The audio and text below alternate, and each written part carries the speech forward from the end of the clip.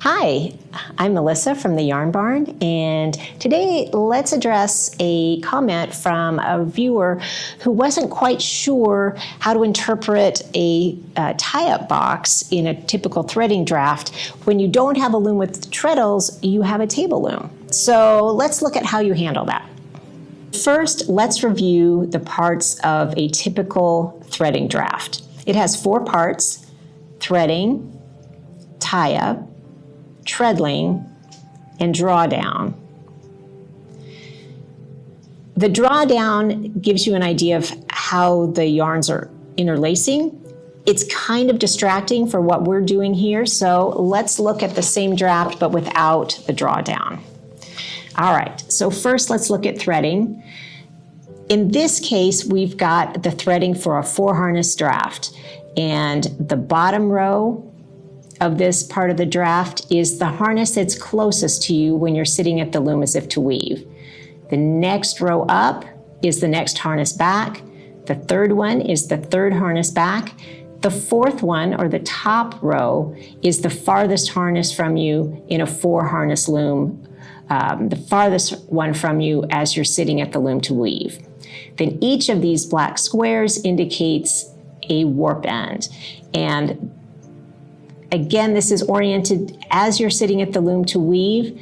So the rightmost black square here represents the rightmost warp end. The leftmost black square indicates the leftmost warp end. Now the tie-up box is what the viewer was asking about. Let's leave that for just a second and look at the treadling. Now each black square here represents a weft pick, and in this example we're reading this from top down, and that's not because you always read a treadling draft from top down, but because you always start at the tie-up box, and in this case the tie-up box is at the top, so you start at the top and read downward. Sometimes you'll see a draft where the tie-up box is down here, and in that case, you start at the bottom and read upward. So now let's look at the tie-up. In a loom with harnesses and a lamb system, you are able to tie multiple harnesses to a single treadle. In the tie-up box, this gives you kind of an abstract idea of what that interaction looks like. So each of these columns represents a different treadle. So this is for 6 treadles, and each black square indicates the connection between that treadle and one of the harnesses. And just like in this part of the draft, this is harness 1.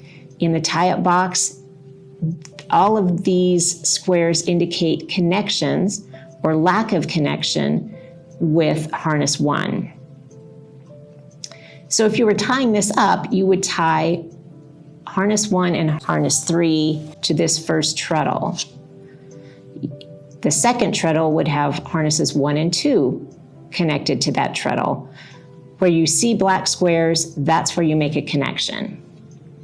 But it's different when you have a table loom where you're moving levers to raise harnesses, or if you have a loom that's called a direct tie-up floor loom, where you have one treadle that controls one harness only, and you have to step on multiple treadles to raise multiple harnesses. In those cases, you have to think of these as levers or pedals to step on that raise only one harness, and read those as combinations of harnesses to be lifted. Let's look at an example. So this is our very first pick, not because it's the leftmost square, but because it's the top square.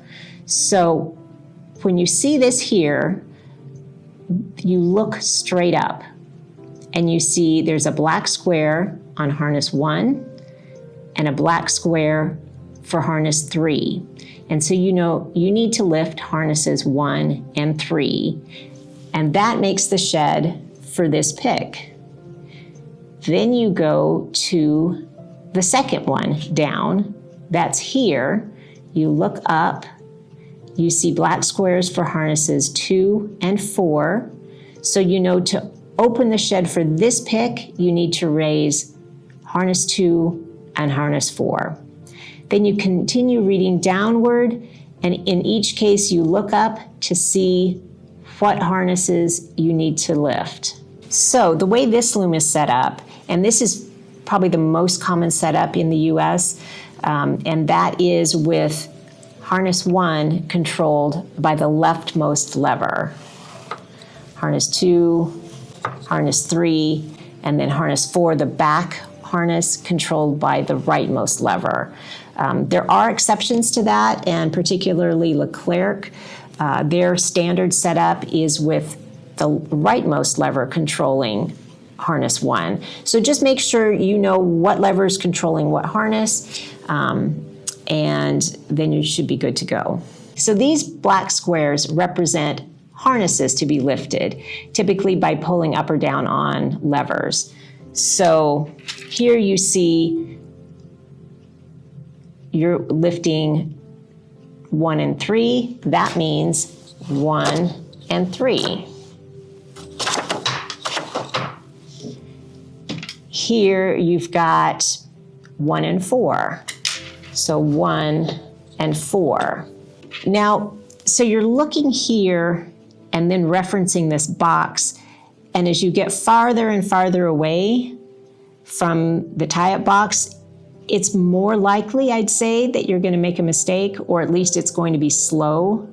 So what I do when I am working on a table loom and I've got a draft that I'm ready to start weaving, I honestly don't use it that way. I just translate this onto a Post-it.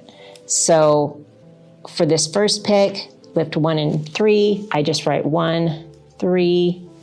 Next one, 2, 4, 2, 4. And I just write down the combinations that I'm going to be lifting for each pick in a column. And then I just put it right here. And then I don't refer to this again as I'm weaving. So I hope that that has made it a little bit more approachable on how to interpret a threading draft for using a table loom, or if you have a direct tie-up floor loom and you're stepping on multiple treadles.